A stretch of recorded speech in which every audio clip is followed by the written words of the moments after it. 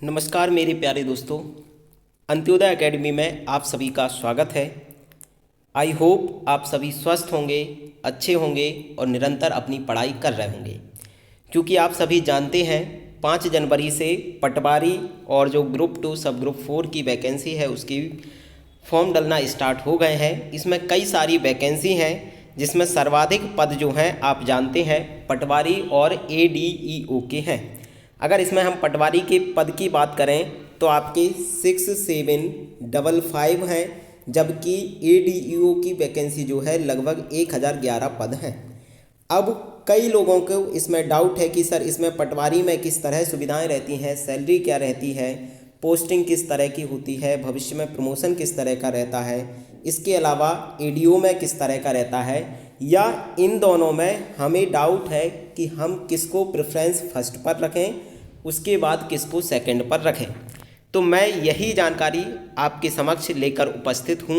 इन सभी बिंदुवार हम इनको समझेंगे। आपकी पोस्टिंग कहाँ होगी, सैलरी कितना मिलेगी, बेसिक पे कितना रहेगा, उन सभी बिंदुओं को आप समझकर बेहतर ढंग से एक आइडिया, एक अनुमान आप लगा सकते हैं कि आपके लिए कौन सी पोस्ट अच्छी होने वाली है। सबसे पहले अगर हम पटवारी के विभाग की बात करें तो पटवारी जो है आपका राजस्व विभाग के अंतर्गत आने वाला एक पद होता है, जबकि ADO जो है आपका पंचायत विभाग के अंतर्गत आने वाला एक पद है। इन दोनों को आप बेहतर ढंग से समझते हैं, रेवेन्यू डिपार्टमेंट का है और ये आपका पंचायत विभाग का एक पद होता है। दूसरी बात सर कि इसमें आपको कितना बेसिक पे या ग्रेड पे आपका कितना होता है उसकी बात करें, जिस पर सैलरी आपकी बनती है, आप सभी जानते होंगे। तो पटवारी का जो बेसिक पे ग्रेड पे रहता है आपका 2100 रुपये रहता है, जबकि ADEO का आप देख सकते हैं 2400 रुपये ग्रेड पे होता है। इसी ग्रेड पे के आधार पर आगे चल के सैलरी काउंट होती है। हम उस सैलरी को भी यहाँ पर देखने का प्रयास करेंगे कि आपकी पटवारी में आपको कितनी नेट सैलरी मिलेगी और ADO में आपकी कितनी सैलरी रहेगी। देखिए यहाँ आपको लिखा दिख रहा होगा, पटवारी की जो सैलरी है आपकी 27,000 होगी और ADEO की लगभग 33,500 या 33,000 के समथिंग आपकी सैलरी रहती है।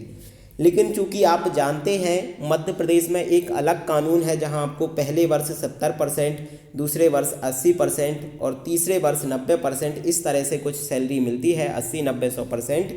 तो उसके आधार पर शुरुआत में पहले कुछ वर्षों में आपको लगभग 20-21 हज़ार के समथिंग पटवारी में सैलरी मिलेगी और 25-26 हज़ार के समथिंग आपकी ADO में सैलरी रहती है स्टार्टिंग। ये 3 वर्ष के बाद आपकी इस तरह जो आपको लिखी दिख रही होगी ये बढ़ जाती है। फिर इसके बाद आगे चल के प्रत्येक वर्ष इसमें इजाफा होता है और सैलरी इंक्रीमेंट यहाँ पर बढ़ते हैं। नेक्स्ट हम इसके अगर प्रमोशन की बात करना चाहें कि पटवारी का जो प्रमोशन होता है आपका किस पद पर होता है, तो पटवारी जो है आगे चल के RI बनता है, जिसे रेवेन्यू इंस्पेक्टर कहते हैं। उसके बाद RI के बाद आप कुछ वर्षों बाद नायब तहसीलदार के पद पर भी प्रमोट हो जाते हैं। अगर आपका CR जो है बहुत अच्छा है और आप कम एज में सिलेक्ट हुए हैं तो आप तहसीलदार के पद तक भी यहाँ पर पहुँच सकते हैं पटवारी के थ्रू। क्लियर है? RI बनेंगे प्रारंभिक रूप में, उसके बाद नायब तहसीलदार और हार्डली लास्ट में आप तहसीलदार तक पहुँच सकते हैं अगर आपका CR और आपकी कम एज में जॉब लगती है। तो ADO की अगर हम बात करें तो ADO जो है BDO ब्लॉक डेवलपमेंट ऑफिसर होता है, इसके अधीन आने वाला एक पद होता है। जब ADEO का पहला प्रमोशन होता है तो ये BDO पर पहुंचता है। BDO का प्रमोशन जनपद CO के लेवल पर होता है और ये आगे चल के जो जिला पंचायत CO होते हैं उस रूप में आगे प्रमोट होते हैं। हार्डली ये भी जो है जनपद CO या इससे थोड़े से ऊपर तक प्रमोट हो पाते हैं। पहले आप BDO बनेंगे, देन जनपद CO के पद तक आप इसमें पहुंचते हैं। नेक्स्ट आपका है कि इसमें जो है आपकी ड्यूटी क्या रहती है, कहाँ पर आपकी ड्यूटी रहेगी। तो पटवारी जो है इसको एक हल्का या पंचायत आप बोल सकते हैं, ग्राम पंचायत बड़ी है तो ग्राम पंचायत एक रहेगी, अगर छोटी ग्राम पंचायत है तो उसमें एक से अधिक गांव भी आ सकते हैं, उसे हल्का बोला जाता है। आपको एक सामान्यता पंचायत मिलती है और उस गांव से संबंधित जितने भी रेवेन्यू संबंधित राजस्व संबंधी मामले होते हैं उनको हैंडल जो करता है आपका पटवारी करता है। एडीओ की ड्यूटी कहाँ होती है सर? एडीओ जो है आपका जनपद स्तर के लेवल पर, जनपद पंचायत आप जानते हैं, जनपद स्तर आप जानते हैं, जो डेवलपमेंट काम होते हैं पंचायत के अंतर्गत वो जनपद के थ्रू होते हैं, तो उस जनपद स्तर पर इस एडीओ की पोस्टिंग की जाती है। आगे आपका है कि इन दोनों के कार्य क्या होते हैं, पटवारी को क्या कार्य करना पड़ता है, तो इसके हम सबसे पहले पटवारी के काम की जानकारी निकालेंगे।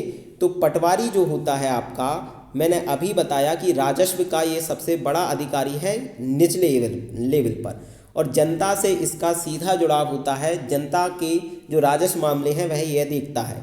क्या क्या मामले आते हैं? तो आपका कोई भी भूमि संबंधित बंटवारा है, भूमि का बंटवारा होना है, जो आप बही जानते हैं, भूमि की बही होती है, खाता होता है, उन सभी को मेंटेन ये करते हैं। इसके अतिरिक्त जैसे इनके कोई सर्टिफिकेट बनना होते हैं, जैसे अभी आप जानते हैं EWS सर्टिफिकेट बनता है, उसमें इनका रोल आ जाता है। इसके अतिरिक्त जो शासकीय योजनाएं होती हैं कृषि से संबंधित, जैसे कभी अकाल पड़ जाता है, सूखा पड़ता है, कृषि बीमा संबंधित जो योजनाएं हैं कृषकों को उपलब्ध कराने में, उन योजनाओं का लाभ देने में इस पटवारी पोस्ट का बहुत अधिक महत्व होता है। इसके आगे अगर हम एडीओ की बात करें तो एडीओ जो है पंचायत स्तर की वैकेंसी है, पंचायत विभाग की है।